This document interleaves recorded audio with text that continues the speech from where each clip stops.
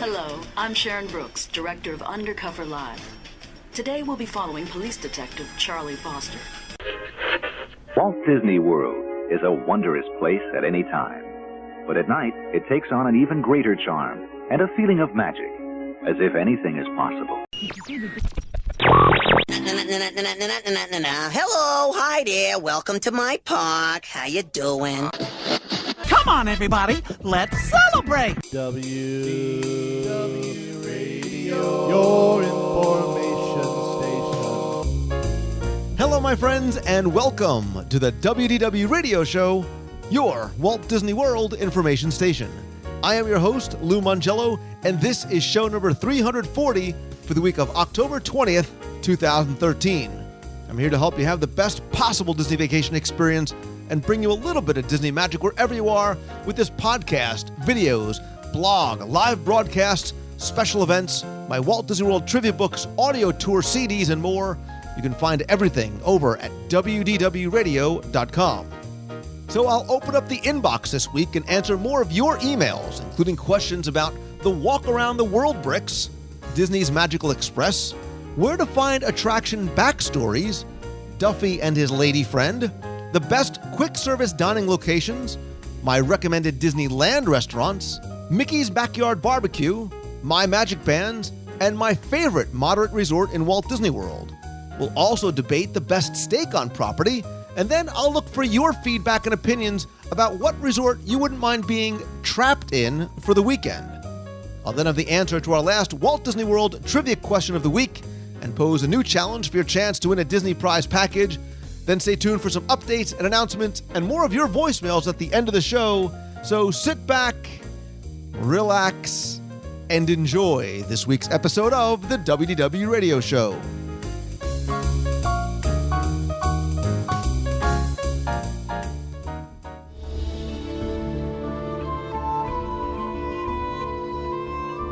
This podcast, my videos, the blogs, my books, and audio tours are all meant to help you enjoy and, more importantly, appreciate all of your visits to Walt Disney World, not just by introducing you to things like overlooked experiences and tips and stories and details to get the most out of it, but I really want to help you learn and understand more about what you are experiencing and things you may have missed even on past visits.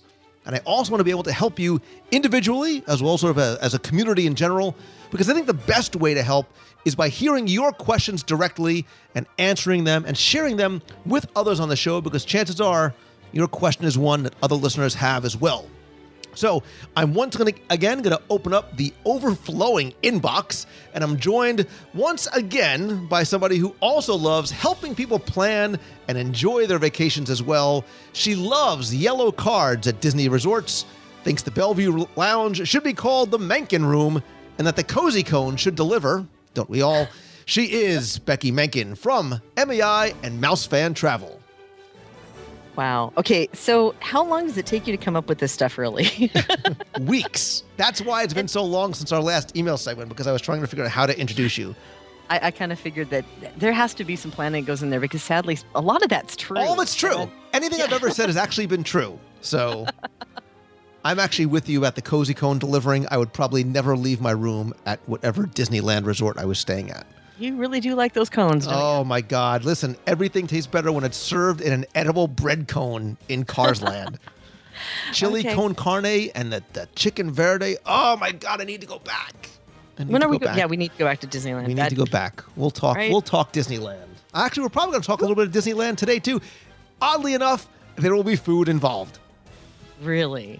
Shocker of all shockers. All right, listen. No. I said it, and I not to discourage you, because listen, if you have a question about Disney World, land, cruise, adventures by Disney, whatever it may be, email me at lou@wdwradio.com. Every so often, I open up the inbox, Becky comes on, and we answer questions about vacation planning, history, trivia, whatever it may be. Let's crack the inbox open right away and get right into the first question, which is, oddly enough, not about food.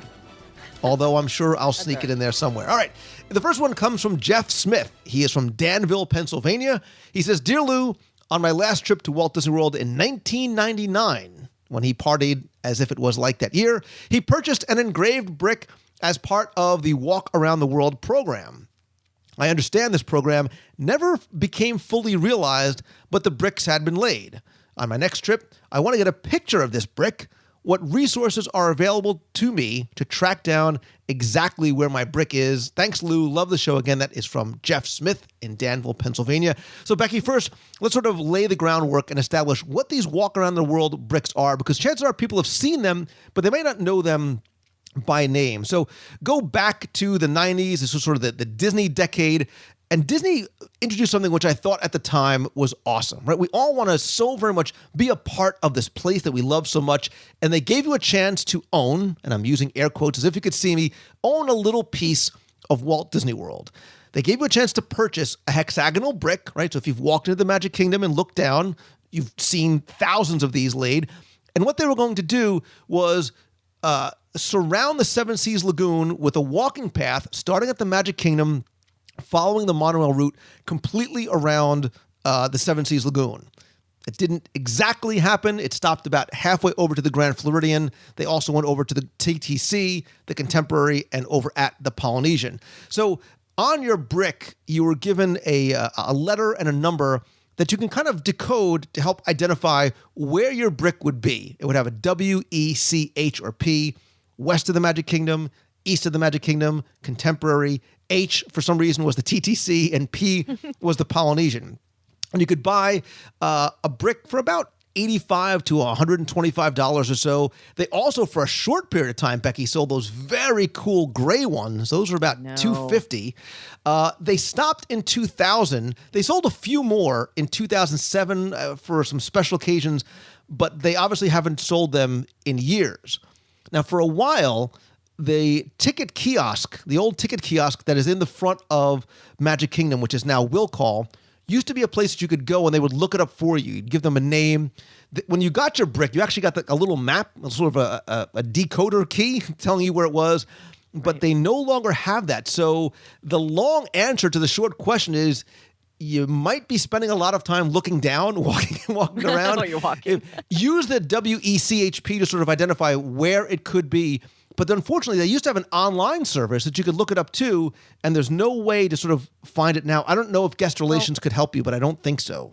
One thing, because I have a few of these because I got sucked right into this. I was one of those people that every time I visited, which was at that point like once a year, not once a month, and I would have to buy a brick for, to commemorate something like our anniversary. I thought it was every time you had a new man. So it's like Becky loves Chris. Wow. Becky loves John. Becky loves...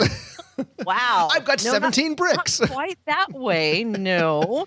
But there are a few commemorated when a bunch of my best friends hung out together and in Disney World for the first time, when our anniversary, that type of thing. Now, when it's been a while since I went on a search for my bricks, but what we did was we did go to the Magic Kingdom guest services window, and they were able to help us with the numbers and kind of point them out where they should be on the map. But it's been a couple of years since I actually asked about them, but it might be worth a try to stop by and see if they are able to kind of point you in the right direction. Yeah, it never hurts to ask. I don't know if they can, but again, if you sort of use the locations, again, the W, the E, the C, H, P, it will sort of at least give you a general idea of where your brick may be. And it's actually too bad. Like, I like this idea. It was similar to Leave a Legacy at Epcot, whether you love or maybe don't love the giant monoliths out in front of Spaceship Earth. They discontinued that around 2007. Like you, I also bought into the idea of my face is in Disney World forever. My parents got one, my brother got one, I got one. We're all sort of in there together. You can't buy those anymore. You can't look those up either. So there's really kind of no way to get that permanent, reminder of yourself or your visit or any sort of way to sort of permanently commemorate yourself in the parks like that anymore. I think there could have been some cool ideas over at the studios doing like a handprint kind of thing, putting your handprint somewhere or rotating those through. Maybe the cost would have to be different. But I did sort of like the idea that there's always a sort of a piece of me left at the Magic Kingdom. Yeah. It was kind of sad though when you first read it, obviously, that they only guarantee that it'll be there for 10 years. Right. So it's not there forever. But I loved the idea. I immediately was drawn to it. And when I was in Paris not too long ago, they have bricks that they had sold, and that's all over in front of Disneyland. It was a little bit later than the 1990s. So the idea definitely had legs, and it was very popular. And I'd love to see it come back again personally. Yeah, and it's funny because I remember the lawyer and me coming out. If you read the fine print, they made it very clear you do not own that brick, nor do you own the space above or below it. So you have no ownership interest in Walt Disney World or in Lake Buena Vista itself. So, but yep, leave it to the lawyers. Yeah, so I wonder how many people listening have bricks and have actually found their bricks. I think I have 2, and I still have. Did you get the little wooden thing that you get to bring home? You get the certificate and little So yeah. I don't. I think I have one by the Polynesian and one by the TTC. I have 4. No, I haven't visited my brick in years. Oh, we got to go. There we go. We should go and clean it. It's like our Hollywood Walk of Fame. We go, we clean it, and come back. So yeah, there's right. on the to-do list. All right. Let us move on to Courtney's question. She says, "Hey Lou, I'm going to be traveling to Walt Disney World soon with my family and my grandparents. It's easier to rent a car when our grandparents are with us, as they have trouble standing for long periods of time. However, we are wondering, could we still use Disney's Magical Express luggage service, although we won't be riding the bus? Is this even possible?" she says. "Thanks for any assistance you can provide. Love the show. Great meeting you at the New York City meet this past summer, Courtney." So, Becky, the question is, if they're staying on property, they have obviously access to the free Disney's Magical Express. They'd love to have their luggage auto-magically delivered to the resort, although they're going to be driving their own car. Can they sort of send their luggage on Magical Express while driving themselves? I really hate to be the bearer of bad news, but the answer is no. Disney will not just transfer the luggage. They need the people who are attached to the luggage to go with it on the bus. So unfortunately, they're not going to allow you to take advantage of the luggage service without actually being on the bus. And it makes sense if you sort of think it out. I mean, at the very minimum, just for security reasons, you don't want to sort of separate you from the luggage. And I think that's, a major part of the reason for sure. But I know that they had looked at that at one point, but it just wasn't feasible for security and other reasons. So unfortunately not. Put it in the back of the rental car, and it will magically be transported with you to the resort. All right, let's move on to a question from Kim Brower, who says, "Hey Lou, thanks to my grandparents, my brother and I spent a lot of time in Walt Disney World when we were growing up. We've never lost our love for the most magical place on earth. Now I find myself a mother of 2, and I'm excited to pass on to them my love of this magical place. It's amazing how quickly that turnaround happens. Unfortunately, we're not going to be able to make a trip every year, so I'm hoping every 3 to 4 years. Because we won't be able to go every year, I want to make sure that each trip is as magical and meaningful as possible. While I look forward to and plan our next trip later this year, I've been thinking a lot about how each attraction tells a story and how, in spite of my many trips as a child, I never learned all these stories. So my question for you is, do you have a recommendation of a book or website where all the stories behind the attractions are told? I'd love to read up before our next trip. Also, I have a bonus question. I love it on your show whenever I hear snippets from attractions, especially snippets you'd hear only in the parks, like the monorail warning, please stand clear of the doors, the Haunted Mansion, now I will raise the safety bar and a ghost will follow you home. Do you know where I can find a collection of these sounds from around the parks? Love the show. Love listening on long road trips. You make the time fly. That's probably because you fell asleep. Thanks so much, Lou. All right, so first things first, the recommendations about books or websites for all the attraction stories. So like Becky, I'll be the somewhat bearer of bad news, is that unfortunately there is no real kind of great big book of Imagineering. You would think that there would be a place, even sort of that Imagineering would have, that they would go to, like this, I imagine this giant old thing with the metal clasp, and they open it up and there's all the stories of the attractions in there. And that really doesn't exist. What I would do though, is recommend to you a couple of different resources. Certainly, one of the things I try and do on the show, not to sound self-serving, but when I do things like DSIs or detailed segments with Jim Korkis or Ryan or some of the other people, I like delving into the stories of not just attractions, but the shops and the restaurants, because Disney does such an amazing job of creating an environment based on a story that unfortunately you can't walk into the Emporium and read about. You've got to sort of piece it together, and you need sometimes help doing that. So one of the other resources that I would highly, highly recommend are the Imagineering field guides. Those are written by Alex Wright, an Imagineer. They are small but chock full of amazing amounts of information. Jim Corcus's books, The Vault of Walt, Volume 1, and his brand new book, The Vault of Walt, Volume 2, has some great stories. Again, just another resource that I would recommend, even if I didn't write them myself, my trivia books and my audio tours. That is really what I try and do, especially in the audio walking tours, is give you some of the details and the stories and the backgrounds. What I'm going to do is I'm going to post links to some of my favorite books. You can visit wdwradio.com/resources. I've posted a lot of them there. The link you right over to where you can get them over on Amazon if you're interested. And again, really high on the list of the Imagineering field guides and some of the Imagineering books put out by Disney. Hey, for some of us, that could actually be our Christmas wish list. There you Just go. saying. Make up your. I love the Amazon wish list. It's like, listen, yeah. Mom and Dad, this is what I want. Don't go to the store on Black Friday. Just pick and choose and have it shipped. There you go. So let's. The second part of your question, you asked about the sound clips. Not to overstate the obvious, Google is your friend. If you search for Walt Disney World sounds, Walt Disney World MP3s, Walt Disney World ringtones, a lot of people have either recorded audio or shared audio that you can find. And look, you could always tell the Disney fan in their room because when their phone rings, it's either the Haunted Mansion graveyard background loop or the sound of the People Mover, and you are among your people. So. Yeah, and the text come through and you get that little, you can definitely tell who are the Disney fans. So Becky Menken, what is your Disney ringtone, your Disney sound? Give me one that plays on your phone. I have two. I have two main ones. My main ringtone is the Haunted Mansion theme. And my second one is, of course, for you, which is the whole... Don't sing it. Don't... I almost did. It's the Mater song, the Toe Mater song from the ride. Twistin', twirlin', whippin', whirlin'. Sing it. Oddly Come enough, on. it's your ringtone as well too. Yeah. See that? We're the Disney geeks in the room right now. Of course, when I usually hear yours, my eyes roll and I just put it on mute and I ignore it and move along. All right, let us move on to an email that comes from master that. Brittany Becker.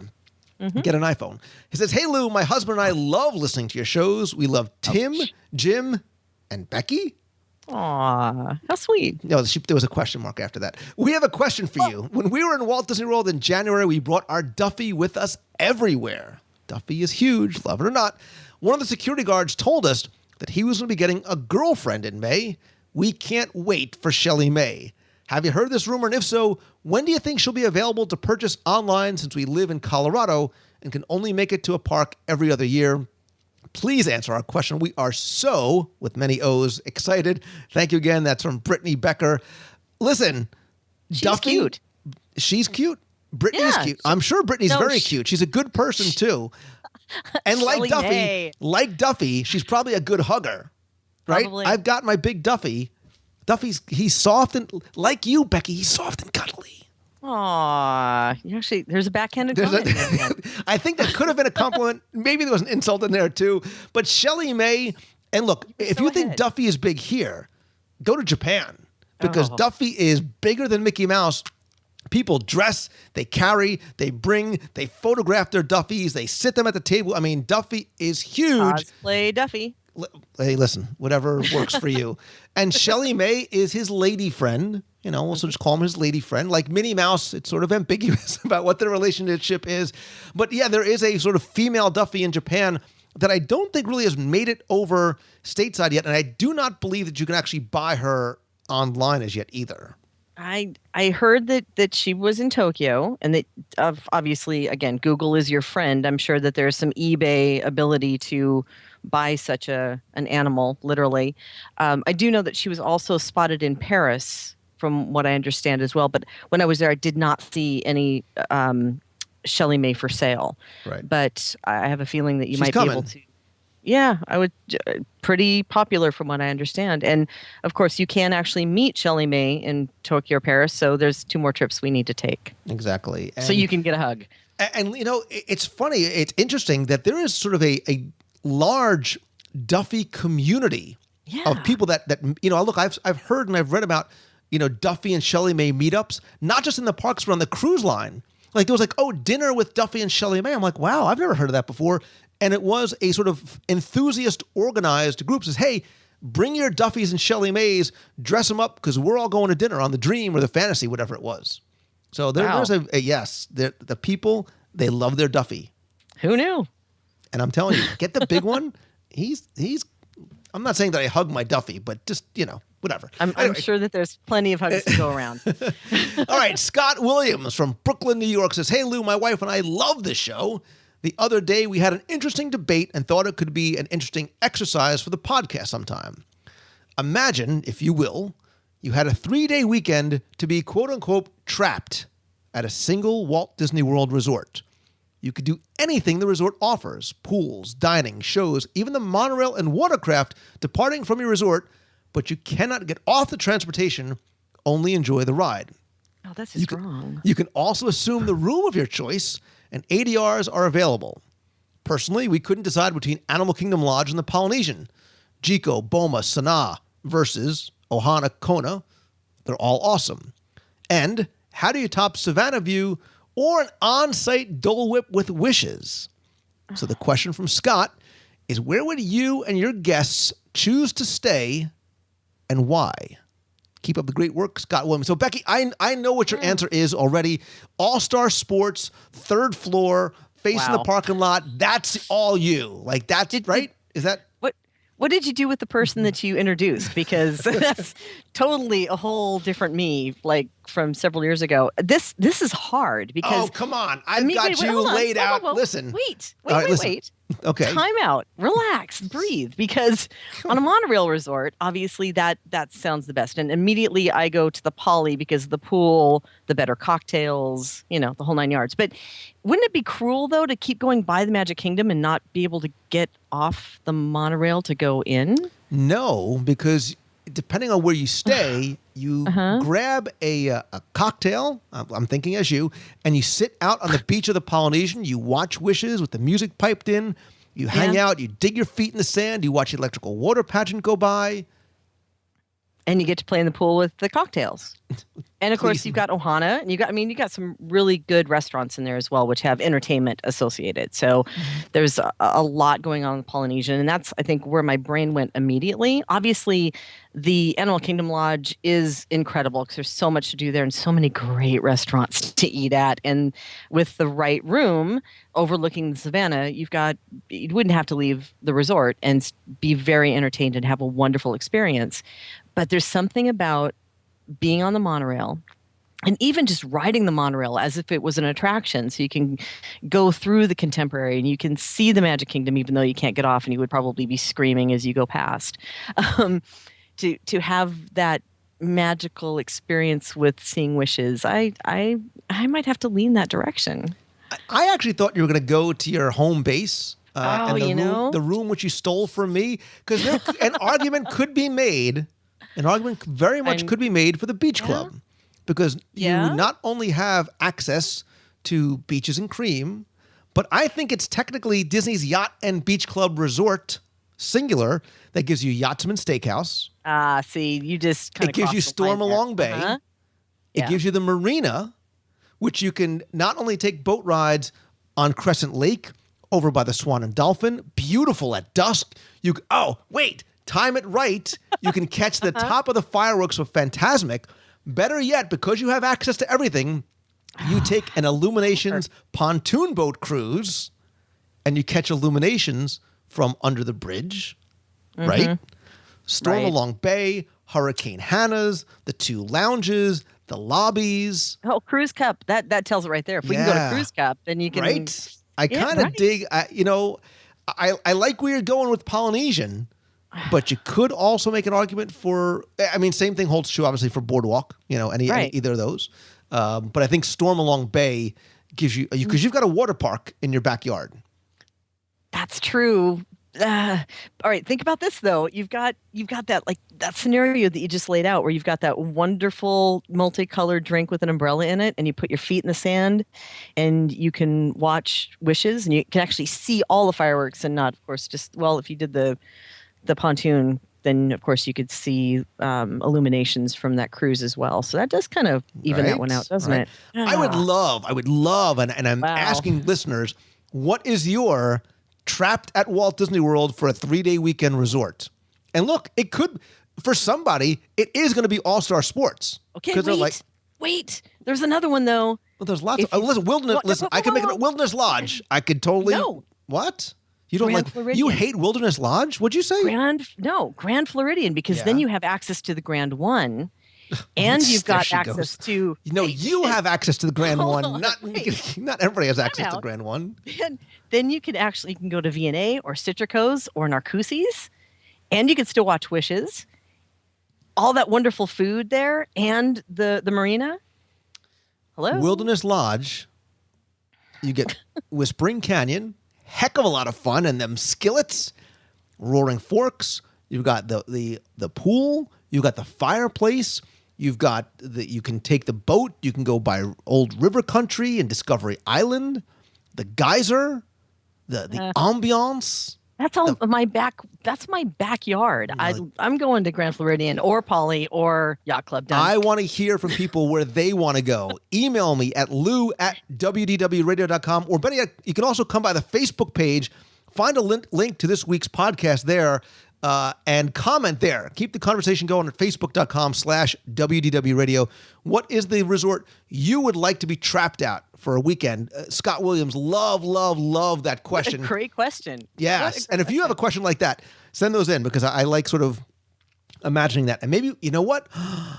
Research trip. Oh my God, we'll do it back-to-back weekends. I mean, not together, but I like this. All right. Let's move on to a question from my buddy John Beal, who says, I'm a huge fan of the podcast. I've been there from the beginning, listening to God Help You, John, every single episode, even since your predecessor podcast. I don't know if you remember me. Of course I do. But I used to call and email a ton back in 2008 and 2009. I'm still getting to your emails. I'm sorry if I'm a little late. Anyway, I have a shocking confession. After getting to college, I fell a little behind in my listening. And as a little, I mean a year and a half. He says, insert shame. I know it's atrocious, but I'm back. Picking up from where I left off, episode number 131. After my mother informed me she's going to take me to Disney World for a week, I decided I needed to get caught up. Averaging 2 to 3 podcasts a day. God, John, that's a lot of Lou. I am determined to get back to the status of a true fan. Very soon, I have a ton of free time to listen. Listen, John, you're a friend no matter what. As for my question, for our upcoming trip to Walt Disney World, we are taking advantage of an offer giving us free quick service dining, words which are music to my ears. When it comes to dining suggestions, I know you and even the not so great Becky Menken. Whoa. It said great, I inserted not so, have given awesome advice on restaurants. But normally, those restaurants have been casual sit-down dining. So when it comes to quick service, I'm looking for some advice on the standout best places to eat, good food, and a fun atmosphere. I know this may be a bit of a different request, seeing most people ask about the more expensive dining experiences. Thanks for any help. It's great to listen again. I forgot how much I love your show, John Beal. John, it's great to have you back, and I forgot how much I loved hearing from you as well. All right, so Becky, I know this is sort of outside of your wheelhouse, right? But sort of just be with the people for a minute, and let's talk casual service, right? Casual dining, quick service restaurants in Walt Disney World. Now, when you think about this, he didn't qualify it. He didn't say necessarily inside of a theme park. So think about any of, or if you've ever even tried casual dining, favorite casual dining, non-sit down in Walt Disney World. You can go park by park. You can pick one of your favorites. Go. It's been a long time since we've done one of these email shows, because you are really getting your aggression out on me from back time, from what I'm noticing. Okay, the ones that kind of come to mind right away that I enjoy and that I go to frequently, especially those are usually the places that you take me. Right, I was going to say, because I drag you there. Exactly. I really do enjoy the places that have a little bit of offbeat menus and not just, the typical hamburger thing that's on menus, like the Contempo Cafe, the Contemporary. Mm-hmm. I do kind of enjoy that place. I love the Boardwalk Bakery. because of course cinnamon rolls, you can't beat cinnamon rolls. The new Boardwalk Bakery is awesome. The what? I'm sorry? The updated Boardwalk Bakery is awesome too. Yep. Yeah. And Sunshine Seasons. All right, I will say you did kind of turn me on to Sunshine Seasons, because that's another place that, of course, has a menu that is much like the walk-in restaurants or the sit-down restaurants.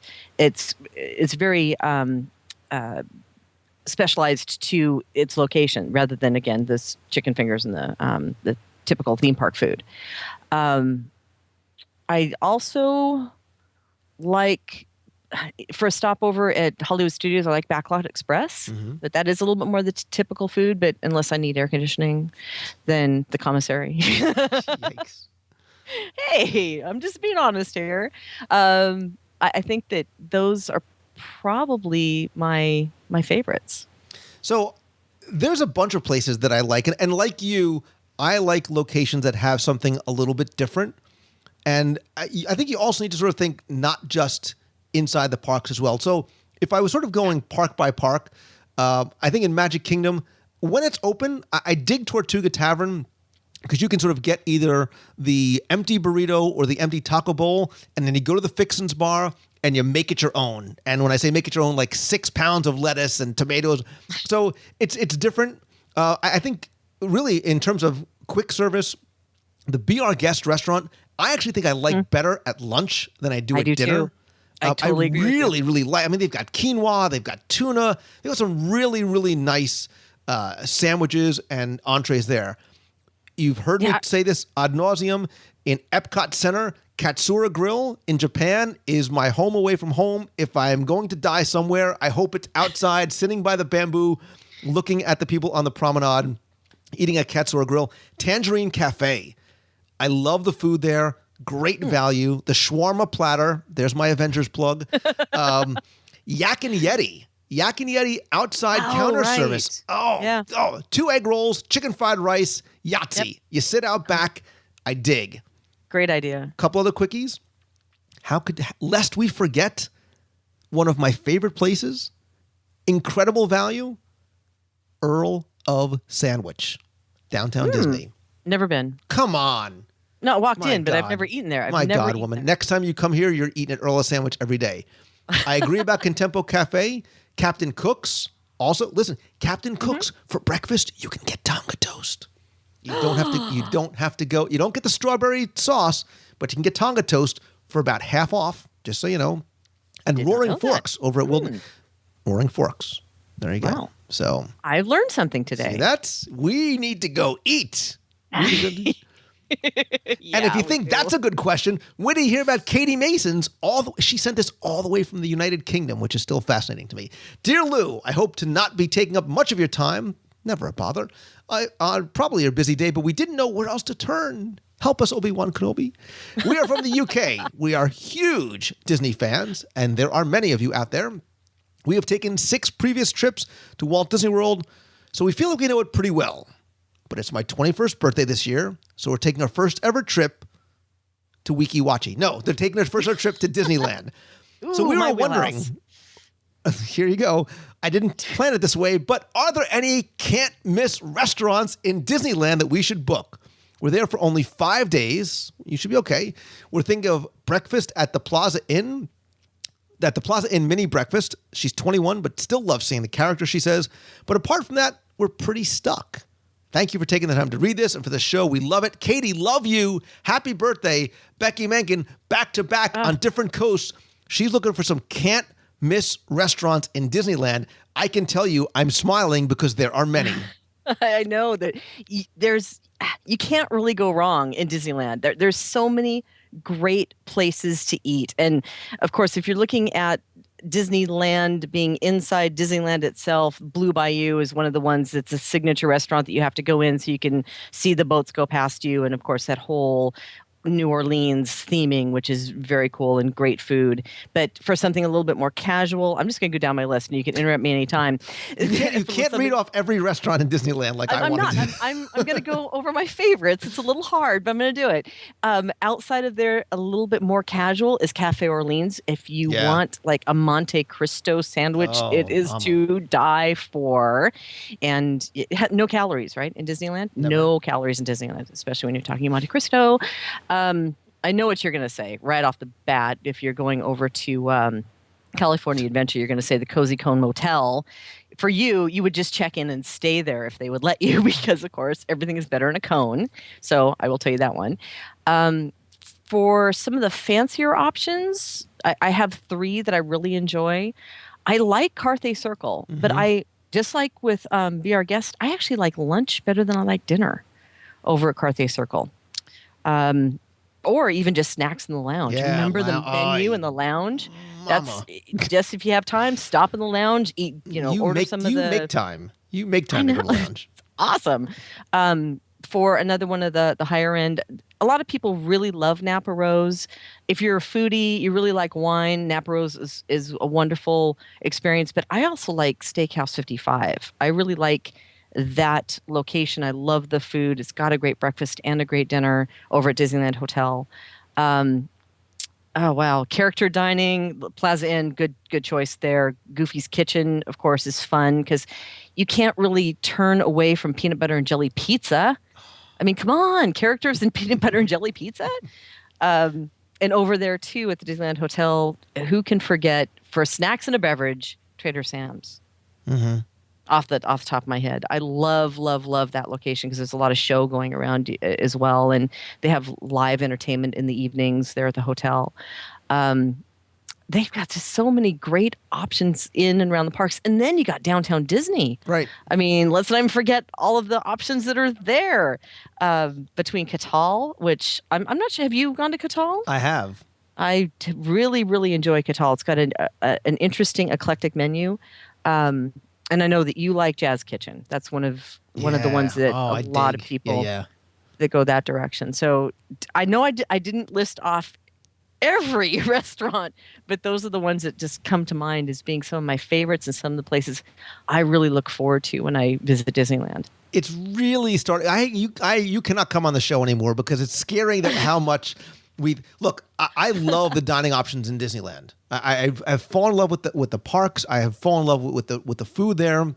And you're right, it could very well be something as simple as a cozy cone, which, by the way, just so you know, they now added breakfast cones, right? Chorizo and eggs, a Southwest scramble cone. I need to go to Disneyland just to try the 2 new breakfast cones at the Cozy Cone Motel. I did not even know that they did that. I had no idea. Like literally like today. You almost pretty much rattled off my list. I thought in the park, Blue Bayou, Cafe Orleans, Carthay Circle, French Market, Storytellers Cafe, Steakhouse 55, Ralph Brennan's Jazz Kitchen were the other ones on my list as well too. Those are the ones that sort of rose to the top. I really came to love Steakhouse 55 and have always had good meals at Storytellers as well too. And they're not, a place like Storytellers is great food and not very expensive either. No, it's actually really good. And like the Forte's ravioli that they have over there, or I'm addicted to their Cobb salad during lunch. It's really great options that appeals to everybody in your family. They're going to have something on the menu that everyone's going to like. The other one that, dang it, it's just going to hit my head. But remember at California Adventure, the new quick serve that's over on the side over by... Oh my gosh, I can't remember the name. This is going to kill me because now I just brought it up. California Adventure? Yeah. Can you be a little bit more specific? It's a big Paradise park. Pier. Right. Paradise Pier. Over if you're walking past Ariel's and you go back in that corner where we've been, where they have the spaghetti. And the garden, the plaza area back there. Yeah. Yep. A lot like the beef skewers and just a whole different, again, another thing with a whole bunch of Rancho different de Zocalo.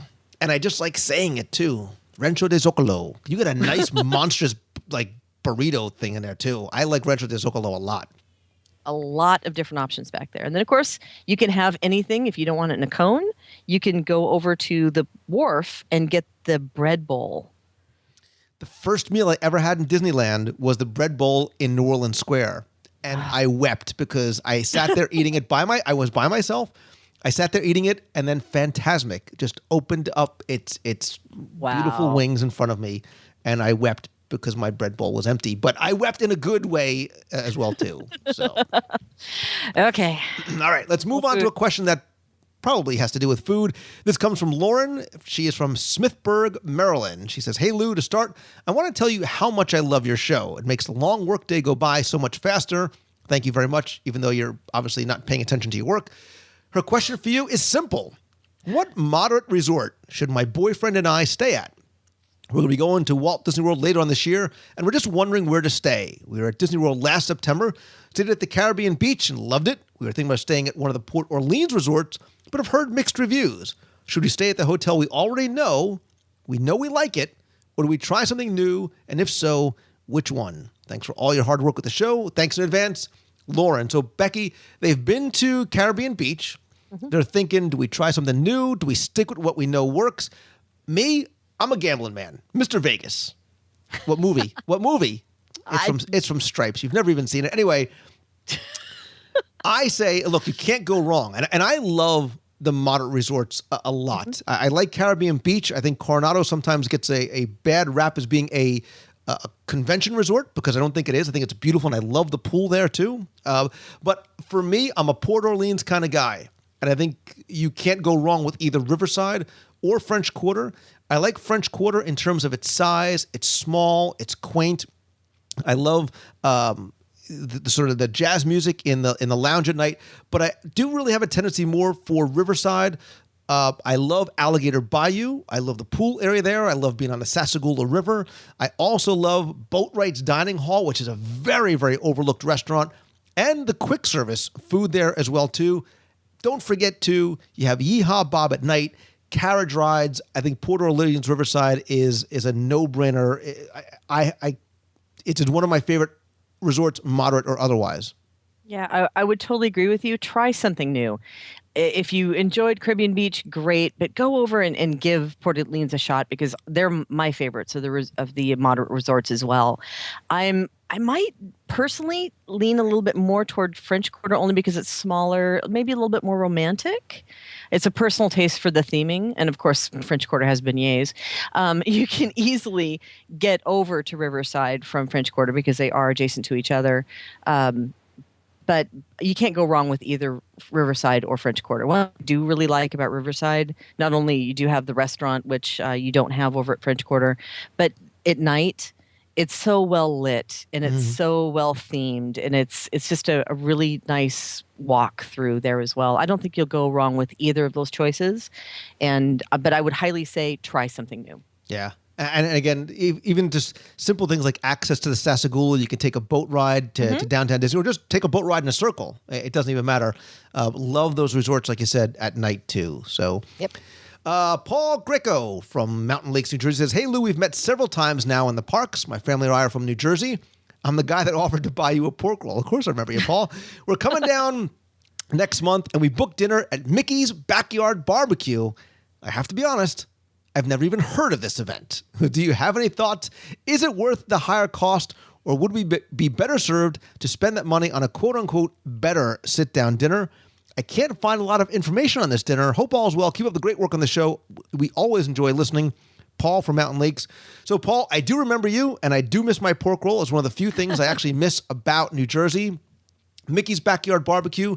It doesn't surprise me, and I don't mean this in a bad way, that you maybe haven't heard of it, because I don't think the Backyard Barbecue gets a lot of press. I don't think it gets a lot of love, but I do think it is, especially if you have kids, and you didn't indicate whether you do. I think that you do, if I remember correctly.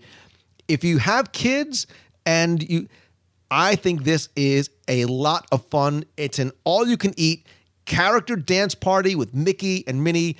And it is what it sounds like. It's sort of like your neighborhood outdoor picnic. It's in a covered open air pavilion over at Disney's Fort Wilderness Resort, which again, I love. There's a band playing sort of country western music. There's line dancing and rope tricks, a lot of stuff for kids to do. The prices, I believe, run about $55 for adults, about $32 for kids, and there is sort of that all-you-can-eat, picnic food. There's barbecue chicken and pork ribs and hot dogs and hamburgers and cowboy beans. And I remember awesome macaroni and cheese. So there is lemonade. I think they serve beer and wine, but that's it. So it's lemonade, iced tea, beer, and wine. Characters I know don't come to the tables, but they are out there for dancing. It's a lot of fun. It's really much more of an interactive kind of thing. Your kids can get out there. And look, Becky, you've heard me talk about how much I love visiting Fort Wilderness. Even if you're not staying there, you can take your kids, you show them the barn, you show them the horses. There's the blacksmith shop. Lots of fun stuff to do there. I've done the backyard barbecue for an event about a year ago, and then hadn't really done it for a number of years beforehand.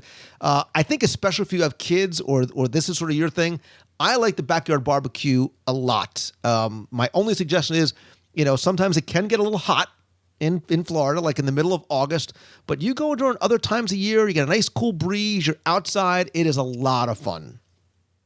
Yeah, I've heard a lot of fun things about this, like you said, especially for families with young kids, especially. I have not done the backyard barbecue myself. I think that people in the Fort Wilderness area tend to be more drawn to the hoop-de-doo, which, of course, AKA to me is the flying buckets of chicken. So you kind of forget that the backyard barbecue exists. It's just not one of those that I think it doesn't get as much attention as hoop-de-doo does. But from the feedback that I've had on it, the food is good, the entertainment is good, and I mean, look what you're paying for a typical character breakfast. This really isn't that much more in terms of cost, and it really is one of those quintessential Disney experiences with the characters. So, not something you're going to find at any of the quote unquote better sit down restaurants. So I think it's worth a try. Go and check it out and have a good time and dance the night away with Mickey and Minnie. You're like, I ain't going, but you guys can go have fun. Well, I like it too because it's very much, you don't sit at sort of your own table. There's sort of the long picnic tables, so you are going to hopefully either, especially if you travel with a big group, it's a lot of fun too. If not, you'll make friends and meet friends there too. It very much has, and it's obviously appropriate for Fort Wilderness, very much sort of a community feel for it. And I think that's what I like about it too. The characters I think you'll have are I believe it's sort of the Fab Four plus. It's Mickey, Minnie, Goofy, Donald. It's a Fab Five. I think Mickey, Minnie, Goofy, Donald, Pluto, and I think Chip and Dale are there as well too. So you can stick it to the man because it's all you can eat. And the ribs and the chicken is good stuff. I know they also do special stuff on Thanksgiving and Christmas, I still believe too. The one thing you have to remember, Paul, is make sure you give yourself enough time to get there. Remember, you can't park at the backyard barbecue. You need to park up front and then take a bus into the back area where the backyard barbecue is. But I was just at Trails End a few nights ago. I love eating there and then wandering around a little bit. And the kids can go to the playground, or you walk over by the marina, or you stop at Crockett's Tavern, whatever it may be. Really, I have to do a sort of a full show on. And I'm going to make Becky stay and spend the day at Fort Wilderness. In the cabins. Because you know what? There's no concierge level there. Wow. So right. And I think I'll live broadcast, I'll stream the whole thing all day. We'll just put a live webcam on you all day and strap it to you. So okay, well, I will take you up though on going to do the backyard barbecue, because that would be interesting to do. Of course, not in the throes of summer.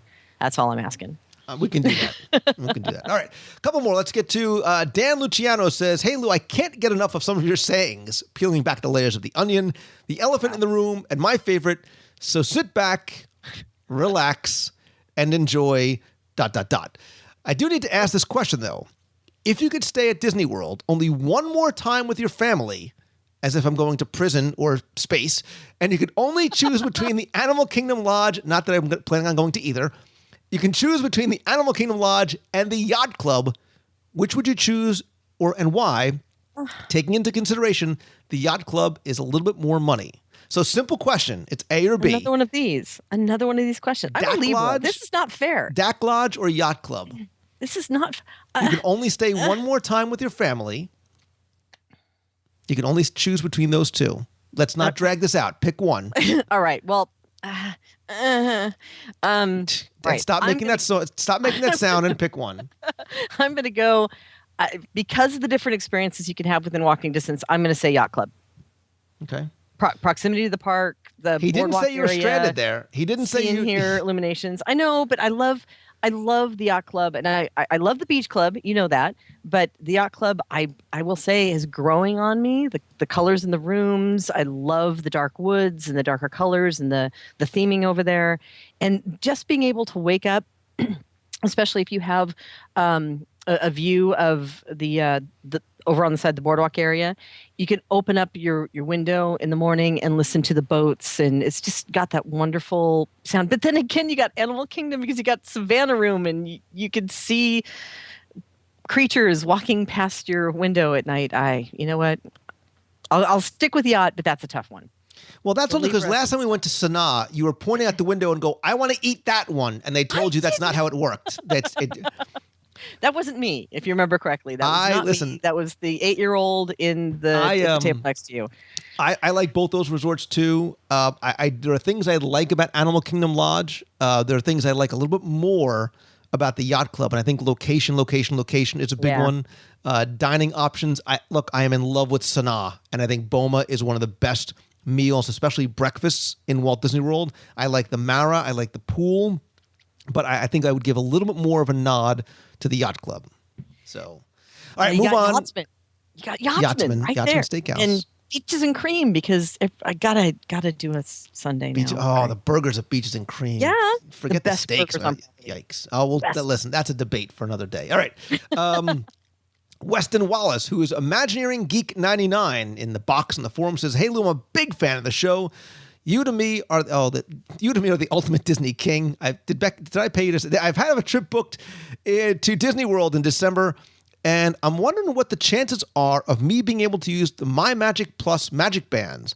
At the moment, I'm booked with Magic Your Way. Will I be transferred automatically from Magic Your Way to the My Magic Plus bands? Thanks in advance to your time." So obviously, Becky, Disney is in the process of continuing to test and slowly roll out the My Magic bands. In the past few weeks, they've really become sort of prevalent. I've seen them a lot on people in the parks and resorts. But for people who are planning trips in the next few months, is this something that is going to happen automatically? Is everybody going to get them, or is it still sort of a hit or miss? Right now, as of today, and this could change in the next hour or in the next month or the next day, they are still in the beta test phase, but it is opening up every day. So what I would suggest you do is, if you did not book with a vacation planner, you can do this on your own. But if you have a vacation planner, they can help you through these steps. Take your reservation number and go to the mydisneyexperience.com website, and you can put the res number in there, and it will tell you if you're going to be able to get the bands during the beta testing for the dates. And I want to make sure that you understand that your Magic Your Way package will include the Magic Bands if it's within the dates and the test period, or they have rolled it out by that time. It's not different. So Magic Bands is not a separate package from Magic Your Way. The Magic Bands are just going to be something that you will be able to experience during your Magic Your Way package, once, of course, it's rolled out to everybody.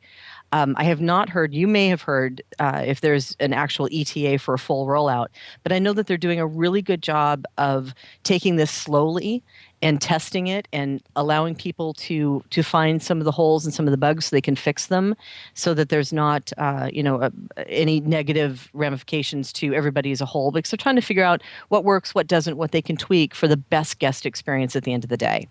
And I was lucky enough to try it on my last trip. I was part of the beta test, and I had some good experiences with it. There are some things that it bugs me to have something on my wrist. It's kind of cumbersome right now, but to be able to, especially for food and wine, to be able to walk up and just go, "Hey, yeah, I'll have that glass of wine," and tap it. And they had special kiosks at special checkouts at different kiosks that you just use your Magic Bands to check out. So it did make things faster for me. Going in with your tickets on the Magic Band, you just swipe it against the tapper and then put your finger down and you walk right in. It seems to be catching on. The cast members seem to be going through the experience, and they're finding, like I said, they're fixing the holes as they find them. Hopefully by December they would have something available, or they would have it rolled out. But of course, we just don't know that. But go check and see if you're part of the test by putting that in at the mydisneyexperience.com. Put it in there. You'll be able to see if you'll be able to qualify for Magic Bands at this point. Awesome. All right, let's get through two more real quick ones before we go. David Colson says, Lou, thanks for the awesome show. I, much like Becky, it really says that, enjoy a cocktail or three here and there. As a professional musician, I am embarrassed to say that I have yet to hear the orchestra at the Grand Floridian. It's an overlooked experience. Go back a couple of shows, listen to our top 10 things we love about Disney's Grand Floridian Resort. You will hear me talk about the Grand Floridian Society Orchestra.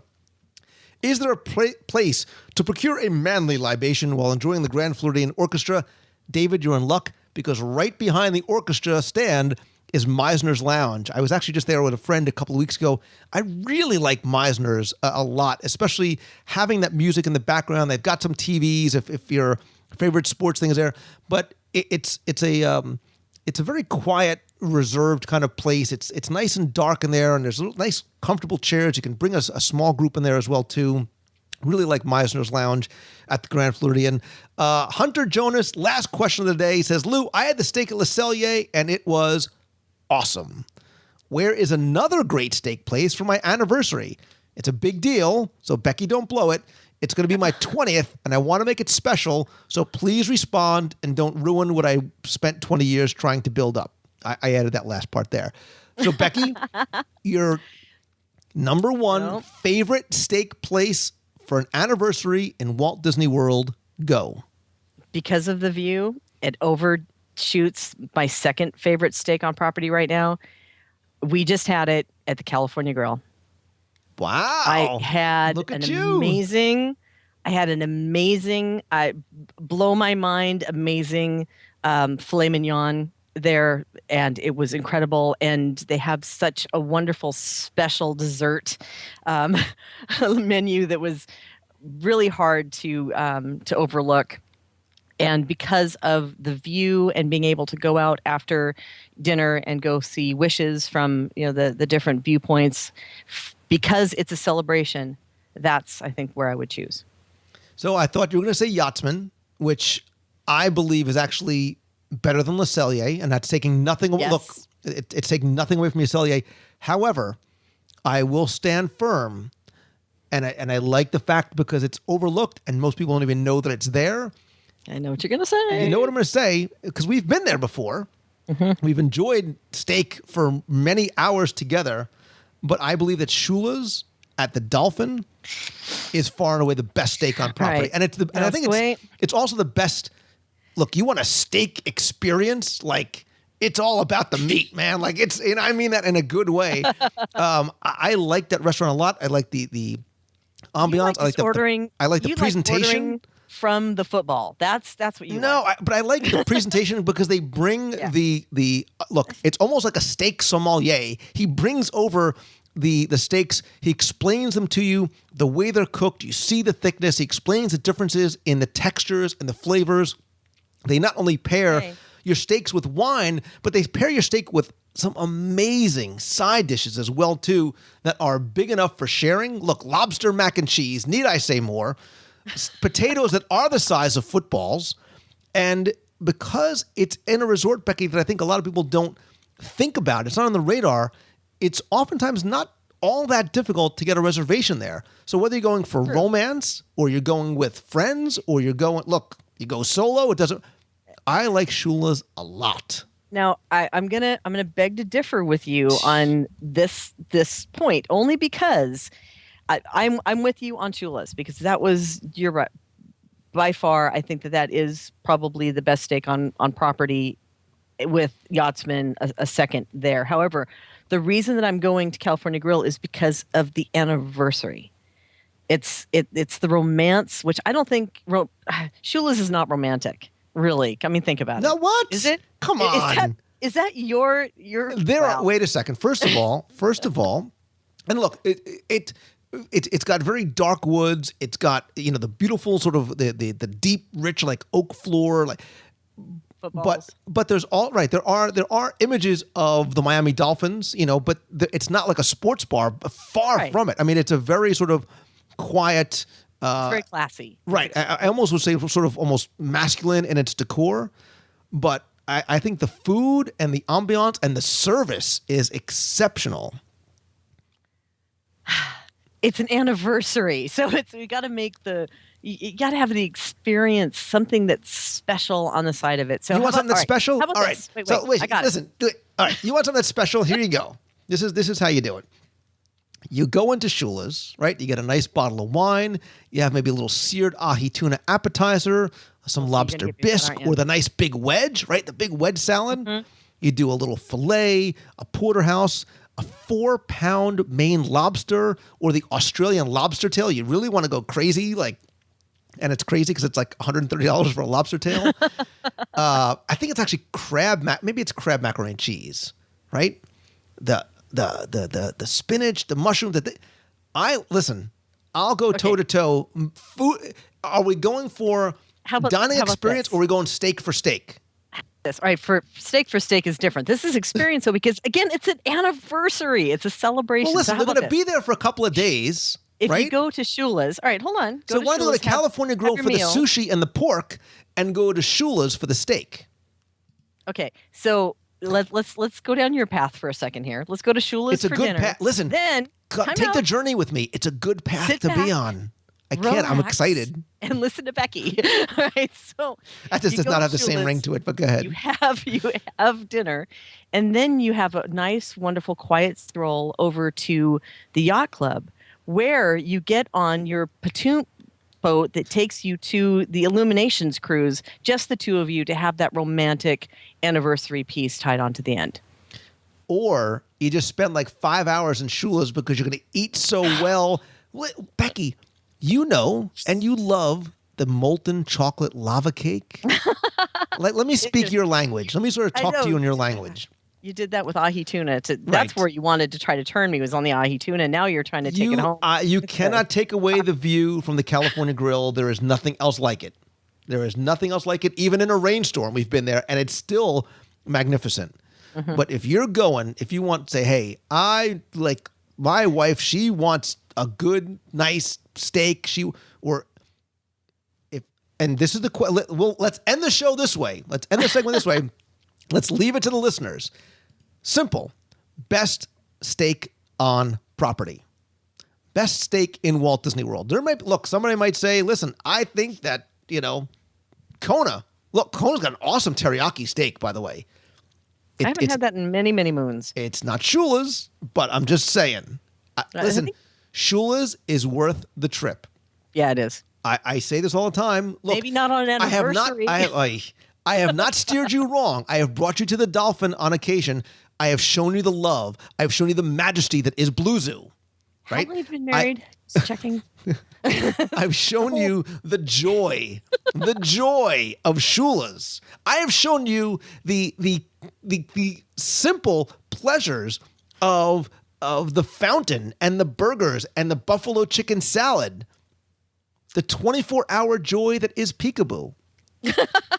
Right? Kimonos, for the love of all things sacred, woman. The best sushi. Well, maybe not anymore. Still the best sushi on property.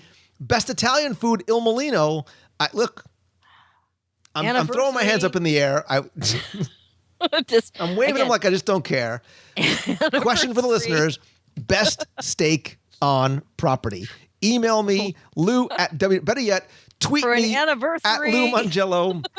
Look, I don't care if you're going to celebrate whatever. Listen, you go to Shula's, you make it a celebration. It's going to be a celebration. Go hungry, wear stretchy pants. I think everybody should just go in yoga pants. Happy anniversary, have a football. Just listen, go in yoga pants, whether you're a man or a woman, go in yoga pants to Shula's, and I promise. Yeah. That's romantic. It's a good look for you, but you'll need it. Best steak on property, Facebook.com/WDW Radio. Tweet me at Lou Mangello. Or email me. Call the voicemail, 407-900-9391. Yeah. Make your argument, right? Be as passionate about your steak as I am. And if you're agreeing with me about the anniversary part, ladies, hello. fine. include me at Becky_mousefan because I want to see this go. I want to see the girls standing up saying, you know what? Romance on my anniversary. Hunter, I'm just telling you, you take your lady to Shula's, she will love you for the next 20 years. More. If you think she loves you now, just wait. She already loves him. Him. We know that part. Certified right. Angus beef. Shula's and then Illuminations cruise, or just have a romantic walk over and watch Illuminations from Critics' Choice for Orlando's best high-end steakhouse. Good night, everybody. Shula's. I'm going. Listen, I'm going for a steak. You need to go to mousefantravel.com and visit Becky and her team of agents who will listen. If you force them to, they'll let you go to Shula's. But I'm telling you, it's awesome. Wow. You know what? Between I know this is going to be a thing from now on. I know that this we're going to listen. Forever. The next time you come here, we're going to eat some steak, woman. That's like a week. You realize that? It's good.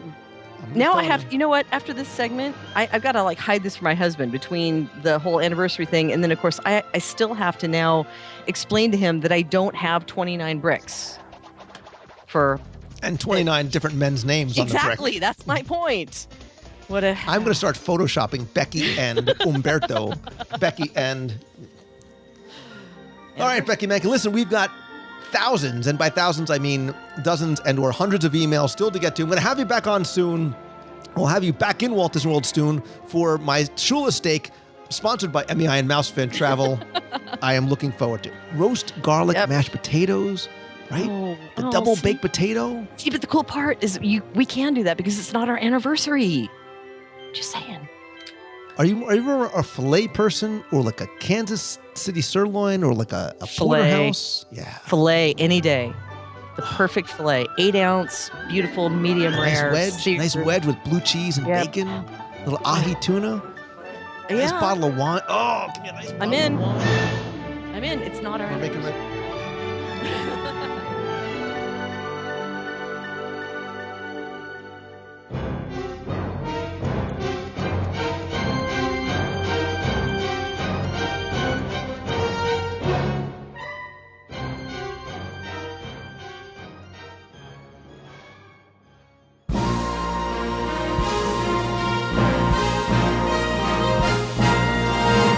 It's time once again for our Walt Disney World Trivia Question of the Week, where I invite you to test your knowledge of Walt Disney World history, trivia, or see how well you pay attention to the details in what you see, or maybe even in what you hear around the parks. You then can enter for a chance to win a Disney prize package. Before we get to this week's question, let's go back, review last week's, and select our winner. So last week, there was a lot of buzz about Avatar coming to Disney's Animal Kingdom, and I was talking about how that park is not just one to be savored and enjoyed and explored, because it really is not a zoo, but it also includes some of Walt Disney World's most thrilling attractions, including Dinosaur. And I said along the way, you encounter a number of different dinos on the attraction, but you're only supposed to bring back one. And your question was simple. Tell me, what kind of dinosaur did you bring back from your trip to the Cretaceous period? You know, of course, the answer was the Iguanodon.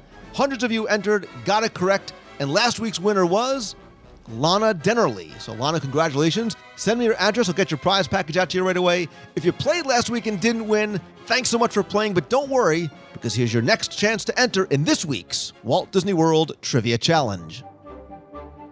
So on the show this week, I talked about my love of Port Orleans Riverside, partly because of the table service restaurant Boat Rights, and that French Quarter was lacking that one element, that sit-down restaurant. But did you know that at one time, French Quarter had its own table service restaurant?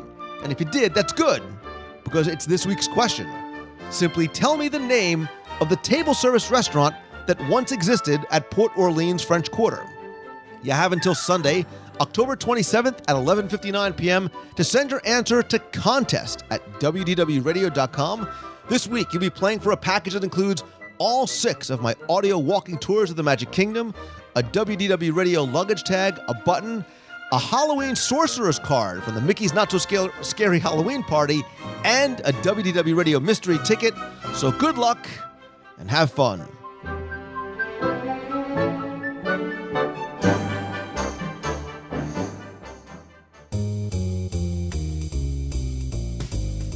That's going to do it for this week's show. Thanks again for taking the time and tuning in this and every week.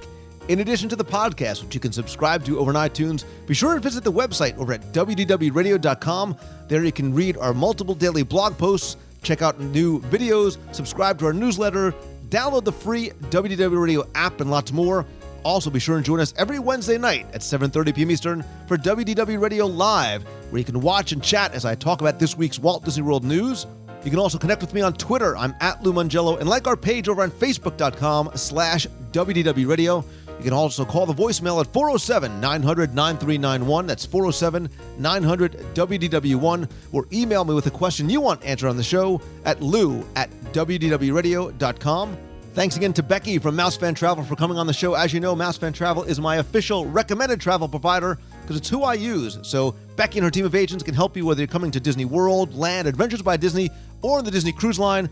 Get a free no obligation quote by visiting mousefantravel.com. As always, my friends, and you are my friends, whether we have met yet or not, all I ask is that if you like the show, please help spread the word. Let others know about it. Tweet out that you're listening. Come by our Facebook page. Comment on this week's show. Leave your thoughts or suggestions there as well. And please come by, rate and review the show and the app over on iTunes. And I also want to say thank you once again for allowing me to share my passion for Disney with you through the show and so many other ways each and every week. And I want you to live the life that you dream of, right? And it may be a long road to get there, but it and everything is worth waiting for. Don't rush, refuse to settle, never quit, and always have faith. Have a great week, everybody. So until next time, see ya. You've got